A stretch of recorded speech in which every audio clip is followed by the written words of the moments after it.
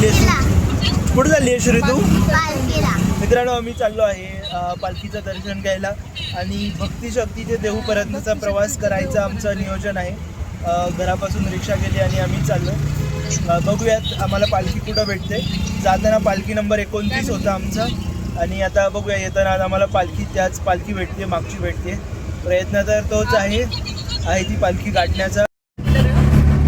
2-3 5-7-8 kilometre अशा प्रकारचा रिक्षा पकडून आम्ही चाललेलो आहे. साने चौकामधून भक्ती शक्तीला आम्हाला गाठण्याचा प्रयत्न आहे. 10 वाजता नगाडा वाजलेला आहे आणि पालखी निघू शकते. बघूयात, जसं जमेल तसं श्रींच्या इच्छेप्रमाणे प्रयत्न करूयात.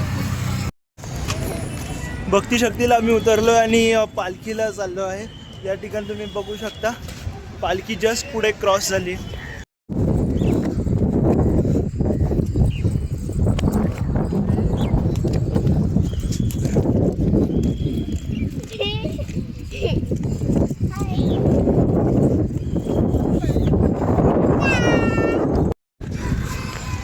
चल लवकर.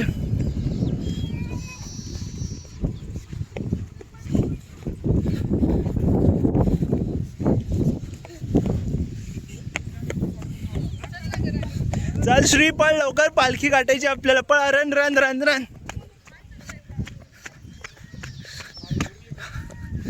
Run run run. पालखी पुढे गेली आहे. सगळ्यांचं आवरण लेट झालेलं आहे, त्याच्यामुळे पालखी पुढे गेली. गाठण्याचा प्रयत्न करतोय आम्ही. पालखी दाखव एकदा.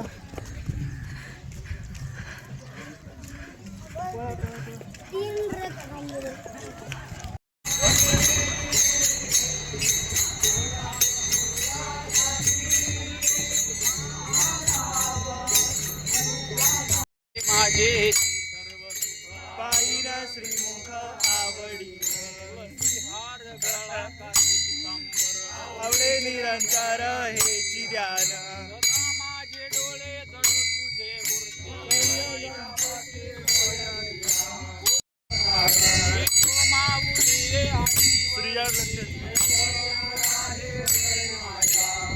म्हणे काही न मागे आणि चला चला चला चला.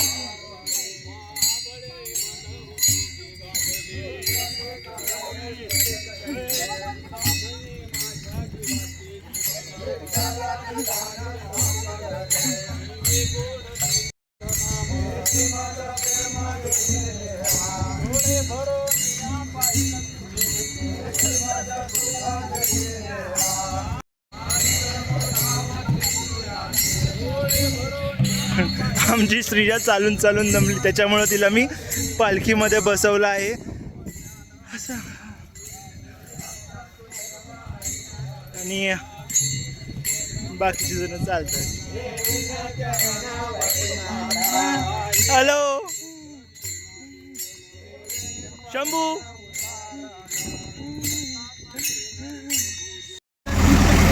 पाऊ आलाय. पाऊ बसून राहा दोघं पण. या या या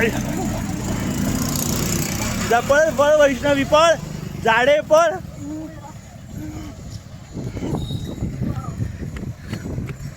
पाऊस, खूप मस्त पाऊस आलेला आहे आणि आम्ही कोणताही रेनकोट आणलेला नाही, त्यामुळे आम्ही त्याला पालखीमध्ये बसवलंय.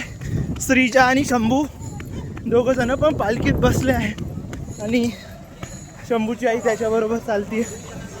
तर ओव्हरऑल मस्तपैकी दोघं जण पालखीत बसलेत आणि चालतंय. तू त्यांच्याबरोबर राहा आता.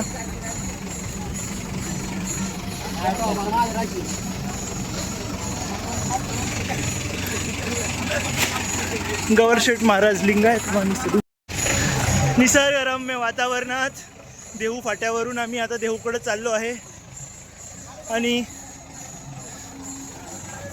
चा आनंद घेत आम्ही चालतो. मस्त की मजा येते. कंटोन्मेंट बोर्डचा परिसर, सुंदर असा परिसर आणि जनसमुदाय सगळे देहूच्या दिशेने आपला एक एक पाऊल पुढे टाकत आहेत आणि 2026ची आषाढी एकादशीच्या निमित्ताने चालू असलेली अखंड 750 वर्षापासूनची जी परंपरा निभावत आहेत.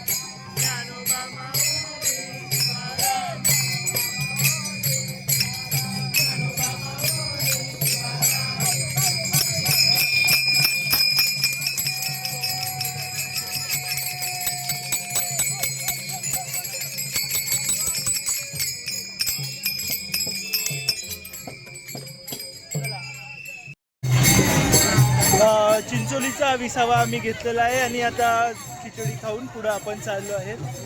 या ठिकाणची तुम्ही पालखी बघू शकता. साधारण आता 2 ते 2.5 किलोमीटर डिस्टन्स राहिलेला आहे देऊमध्ये पोचण्यासाठी. तेवढा प्रवास माझ्या सहचारिणी बरोबर चालू आहे. बघा इकडं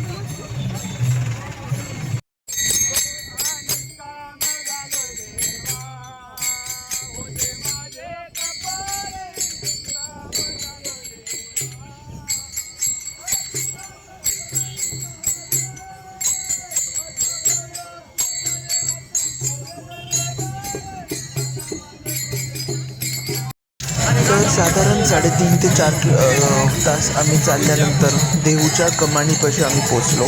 या ठिकाणी थांबून मस्त झेंडे खेळत होते. आम्ही फोटो काढले आणि तिथूनच माऊलींचं दर्शन घेतलं, संत ज्ञानेश्वर महाराजांचं दर्शन घेतलं आणि त्यानंतर आम्ही परतीच्या प्रवासाला अर्थात देहू ते घरापर्यंतचा साने चौकापर्यंतचा प्रवास PMPMLने करत आम्ही आमची परतीची वारी 2026ची वारी श्रीजा आणि शंभूसोबत माझ्या कुटुंबासोबत मी पूर्ण केली. धन्यवाद.